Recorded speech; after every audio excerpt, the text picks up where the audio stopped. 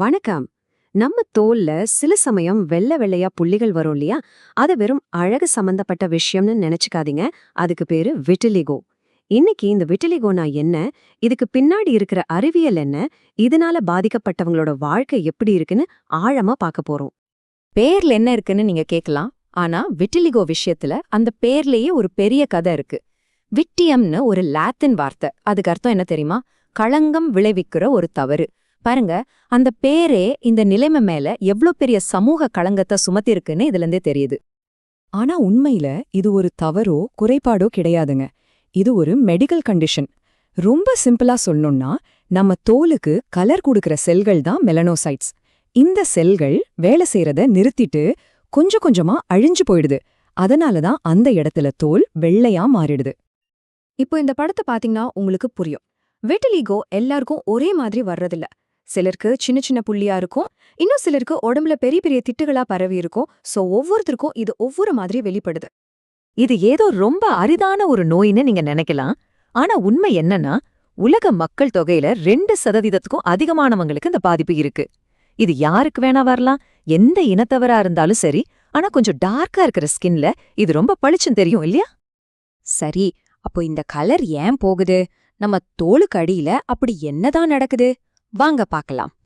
Okay, இந்த diagram பார்க்க கொஞ்சம் காம்ப்ளெக்ஸா இருக்கலாம். ஆனா இதுதான் விஷயத்தை விளக்குது. விட்டிலிகோ வர்றதுக்கு 4 முக்கிய காரணங்களை விஞ்ஞானிகள் சொல்றாங்க. 1 ஜெனடிக்ஸ், 2வது நம்மளோட இம்யூன் சிஸ்டமே நம்மள தாக்குறது, 3வது செல்லுலார் ஸ்ட்ரெஸ், 4வது நரம்பு சம்பந்தப்பட்ட காரணங்கள். இப்போ இது ஒன்னொன்னையும் பத்தி கொஞ்சம் விரிவா பார்ப்போம். இதுல முக்கியமா சொல்லப்படுறது ஆட்டோ இம்யூன் தியரி, அதாவது தன்னுடல் தாக்குதல். இது ஒரு ஃப்ரெண்ட்லி ஃபயர் மாதிரின்னு வச்சுக்கோங்களேன்.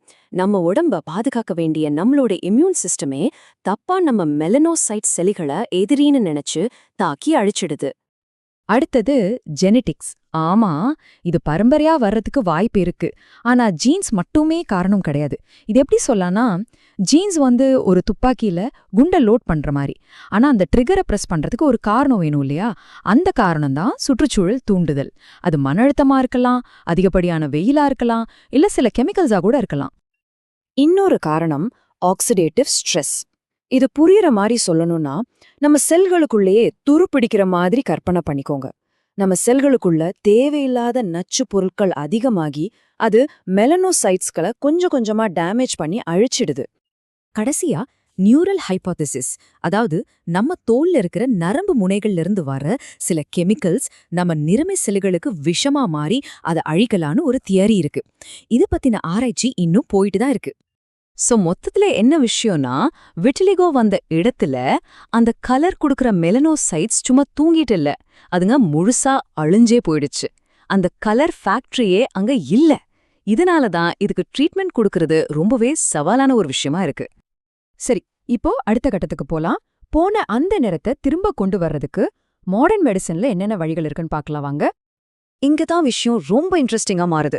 ட்ரீட்மெண்ட்டோட நோக்கமே நம்ம முன்னாடி பார்த்த காரணங்களை சரி பண்றது தான். அதாவது அந்த ஆட்டோஇம்யூன் தாக்குதலை நிப்பாட்டணும், மெலனோசைட்ஸ் மேல இருக்கிற ஸ்ட்ரெஸ்ஸை குறைக்கணும், அப்புறம் புதுசா நிறமி செல்களை வளர வைக்கணும். பொதுவா ட்ரீட்மெண்ட் ஒரு ஸ்டெப் பை ஸ்டெப் அப்ரோச் தான். முதல்ல க்ரீம்ஸ், ஆயின்மெண்ட்ஸ் மாதிரி ஆரம்பிச்சு அதுக்கப்புறம் ஃபோட்டோதெரப்பி, லேசர்னு அடுத்தடுத்த கட்டங்களுக்கு போவாங்க. தேவைப்பட்டா சர்ஜரி வரைக்கும் கூட போகும். இந்த டேபிள்ல சில முக்கியமான ட்ரீட்மெண்ட் முறைகளை பார்க்கலாம். முதல்ல டாபிக்கல் தெரப்பி, அதாவது மேல பூசுற களிம்புகள். இது வீக்கத்தை குறைக்கும். அடுத்தது ஃபோட்டோதெரப்பி. இது ஒரு விதமான லைட் ட்ரீட்மெண்ட். இது புதுசா நிறமிச்சல்கள் வளரத தூண்டும். ரொம்ப தீவிரமா இருந்தா சர்ஜரி மூலமா நம்ம உடம்புல நல்லா இருக்கிற தோல்ல இருந்து மெலானோசைட்ஸை எடுத்து பாதிக்கப்பட்ட இடத்துல வைப்பாங்க. இதோட எதிர்காலம் எப்படி இருக்குன்னு பாத்தீங்கன்னா ரொம்பவே நம்பிக்கை கொடுக்குது. இப்போ விஞ்ஞானிகள் நோயோட மூல காரணத்தையே டார்கெட் பண்ற மாதிரி புது புது மருந்துகளை கண்டுபிடிச்சிட்டு இருக்காங்க. இது எப்படின்னா ஒரு ஸ்மார்ட் பாம் மாதிரி தப்பான செல்களை மட்டும் கரெக்டா கண்டுபிடிச்சு தாக்குறது. ரொம்பவே அட்வான்ஸ்டான சிகிச்சைகள் வந்துகிட்டு இருக்கு. ஆனா விட்டிலிகோவோட கதை வெறும் தோலோட முடியறதில்ல. அதோட உளவியல் தாக்கம், சமூக தாக்கம், அதெல்லாம் ரொம்பவே ஆழமானது. இந்த கோட் பாருங்க, விட்டிலிகோவோட வாழ்ற பலரோட மன போராட்டத்தை இது ரொம்ப அழகா சொல்லுது. இது வெறும் ஸ்கின் ப்ராப்ளம் கிடையாது. இது அவங்களோட வாழ்க்கை தரத்தையே பாதிக்குது, அவங்க பிரச்சனைகளை சமாளிக்கிற திறனையும் குறைக்குது. விட்டிலிகோன்றது வெளியே தெரியக்கூடிய ஒரு விஷயம். இதனால பாதிக்கப்பட்டவங்க சமூகத்துல நிறைய கேலி, கிண்டல், ஒதுக்கி வைக்கிறதுன்னு பல கஷ்டங்களை சந்திக்கிறாங்க. இதெல்லாம் சேர்ந்து அவங்களுக்கு மன அழுத்தம், பதட்டம்னு சீரியஸான மென்டல் ஹெல்த் பிரச்சனைகளை கூட உண்டாக்கலாம்.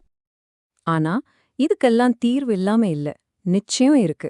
சரியா சன்ஸ்கிரீன் யூஸ் பண்றது, காஸ்மெட்டிக்ஸ் வச்சு அதை மறைக்கிறது, இவங்கள மாதிரியே பாதிக்கப்பட்டவங்க இருக்கிற சப்போர்ட் குரூப்ஸ்ல சேர்றது, முக்கியமா மனநலனுக்கு முன்னுரிமை கொடுக்கறது, இந்த மாதிரி நிறைய விஷயங்கள் இருக்கு. இது எல்லாமே இந்த சவால்களை சமாளிக்க ரொம்பவே ஹெல்ப் பண்ணும். ஒரு பக்கம் சயின்ஸ் புது புது ட்ரீட்மெண்ட்டுகளை கண்டுபிடிச்சிட்டே இருக்கு. ஆனா ஒரு சமூகமா நம்ம என்ன செய்ய போறோம்? விட்டிலிகோவை ஒரு குறையா பாக்குறது எப்போ நிறுத்த போறோம்? இதுவும் மனுஷங்களோட தோற்றத்துல இருக்கிற ஒரு விதமான பன்முகத்தன்மைதான்னு எப்போ ஏத்துக்க போறோம்? யோசிச்சு பாருங்க. உண்மையான குணம்ங்கிறது சிகிச்சையில மட்டும் இல்ல, நம்ம பார்வையிலயும் தான் இருக்கு.